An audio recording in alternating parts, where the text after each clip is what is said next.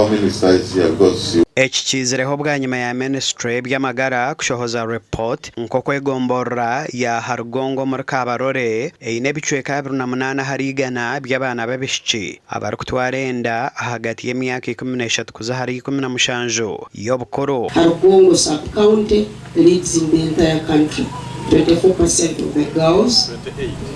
28% of the girls are giving birth between the age of 13 and 19. It's very dangerous to their health. Umwana inakubanza akakuru umubiri kukagira amani n'ubwakazara. Kanyinkana nimbagambira ngo kuzara abantu bazira gukora no boyetegerize no kubarorera. Echomechi necho kumaraho sente z'urukwika obuhombe mwenda na miliyoni 200 kandi nikije kukorwaho company ya Jesus Uganda Limited obwo kiro kwera marwa rogona agaryo mucanga cha toro okosike birofa ebiro kurete ndwara nyamwinji ezoro kubasa kwetantarwa bibiri bya kasatu ya ebintu ebitutunga marwaro bimalira nifoka burofu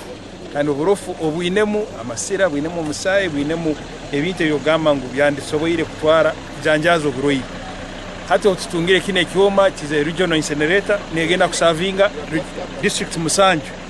eza Rwenzori incinerator regional ni yona na bijja kuba bakura hano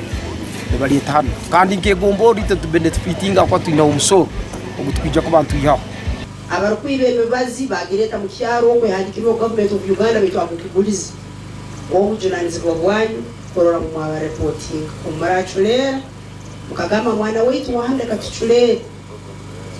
muri yakwasaki. Echomechi necho kombekwa omyezi mukaga yonka omugandi omunyishengero Rosemary Nyakikongoro wa district ya Shema obwari ahari Kigarama Seed School erukushangwa mugomborra eya Kigarama mu district ya Shema obwabire rya hizo barya Cancer Guidance Day no kujaguza okugira beji batano abatorirwa mu ihanga ryona okuzo mu mpaka zo kugamba rujungu ashabira beji okumanya kibarkwenda abazire babo mbekijana baguzo buntu bwabo babareta omwishomere erwa kubasa nka school fees nico government yateriro seed schools konka batakaza kutugabazire ningo mziro kashanga yayeteko mwishomero erirya higuru ngwagwo kuba neighbor we ayino mwana merehiriye amwinenya kibare amwirebwe ya nyanji kunuya aha seed school abashomesa bakushomesa mu mashomera gandi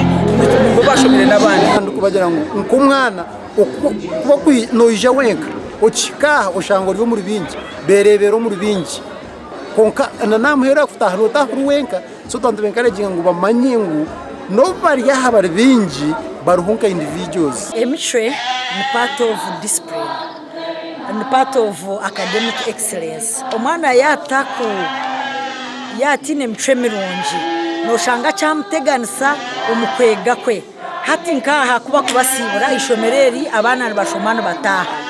kuko banoreba ababetorire harimo amaduka harimo amabara nayo ni part of the community so noja kushanga umwana yatine mchwe mirungi omwago kurgana yiruka achikayo akayehweraho kacabazirebe akazarutabo kushoma noja kushanga na yeteororomo mabara. We mukuru wishomera tugambire okuba kwera beji okutwara amashomo marungi bwe n'umwana ho kuje mu shomero tumushomesa ebyo mu classroom konka tumushoboza no mu class tumwegesa ukwiruka tumwegesa kwishongora tumwegesa okuzana emizano nabwanyuma beja bakozereje ombye emizano hamwe no kugamba jo rujungo mu ihanga ryona bahirwe mbuzi ibiri nk'eshoncho gasha kwa Doreen Nasima na Mike Twachire.